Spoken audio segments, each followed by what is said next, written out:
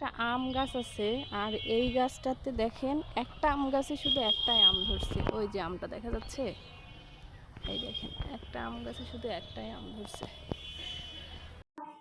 সামনে তাকাও, আসবে সামনে তাকাই না, উপরে দাঁড়াও। হ্যাঁ, ভালো করে নাম এসেছে।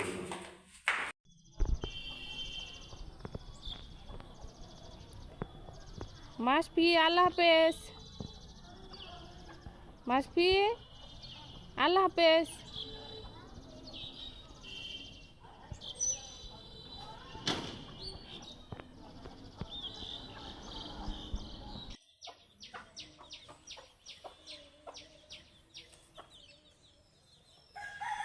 ছেলে তার বাবার সাথে বাইরে চলে গেল। হ্যালো ভিউয়ার্স, আসসালামু আলাইকুম। কেমন আছেন সবাই? আশা করছি ভালো। আমরাও আছি আলহামদুলিল্লাহ ভালো।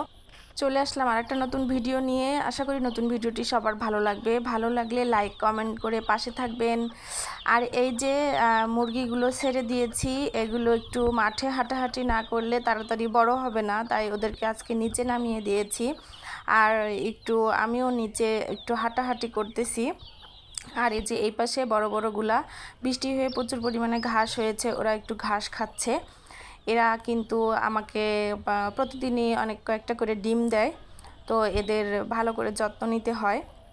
আর এইখানে একটা আম গাছে শুধু একটা আম ধরেছে, সেটাই আপনাদেরকে দেখালাম। ওই যে একটা আম ধরেছে, এবার সামনের বছর মনে হয় বেশি আম ধরবে। তারপরে চলে এসেছি একটু ছাদে, যে আমের ঝুড়ি আচার করতে দিয়েছি, দেখলাম সেটা শুকিয়েছে কিনা। তারপরে এই পাশে দেখলাম যে এই যে মাছকে খাবার দিচ্ছিল। যে আম প্রায় অর্ধেকের বেশি পেরে ফেলেছি, আর এই আমগুলো এই যে দেখেন পেকে গেছে, এগুলো কয়েকদিনের মধ্যে পেরে ফেলবো ইনশাল্লাহ।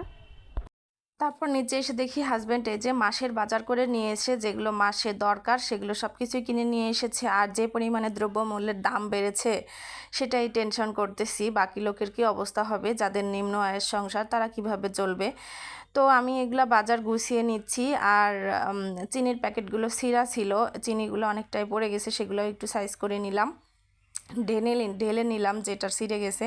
আর এই হুইল সাবানটা দেখেন কি ছোট সাইজে, কি ছোট করেছে। আর চাচি দিয়ে গেছিলো কালকে কচুর শাক, সেটা কাটা হয়নি, সেটা আজকে রান্না করে প্রসেসিং করব, ভর্তা করব এবং সিদ্ধ করে রেখে দিব, পরে যে কোনো একটা সময় ভাজি করে খাওয়া যাবে।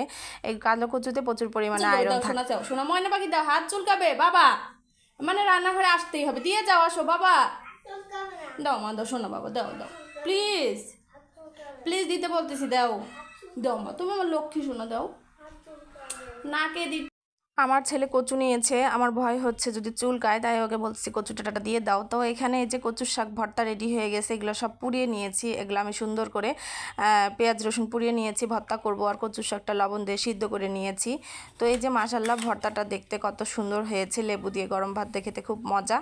আর এই পাশে আমি একটু মুরগির মাংস রান্না করে নিব, কারণ কচুর শাক দিয়ে তো আমার বাচ্চা ভাত খেতে পারবে না, ওর জন্য মুরগির মাংস রান্না করে নিব।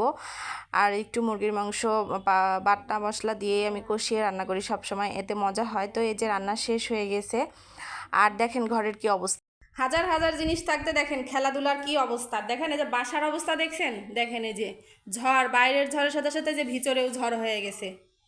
তারপর আমি রুম পরিষ্কার করে দেখি আমার গাছগুলো শুকিয়ে গেছে, তো ওদেরকে একটু পানি দিয়ে দিলাম। আর মুরগি কিছু ডিম দিয়েছে, ডিমগুলো নিয়ে এসে ফ্রিজে রাখবো, তার জন্য ধোয়ার জন্য রেখে দিলাম।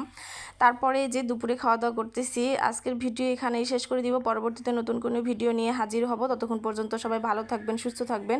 ভিডিও ভালো লেগে থাকলে বেশি বেশি করে লাইক কমেন্ট শেয়ার করে দিবেন, পেজটি ফলো করে দিবেন। ইউটিউব থেকে দেখলে প্লিজ আমার চ্যানেলটি সাবস্ক্রাইব করে দিবেন। আল্লাহ হাফেজ সবাইকে।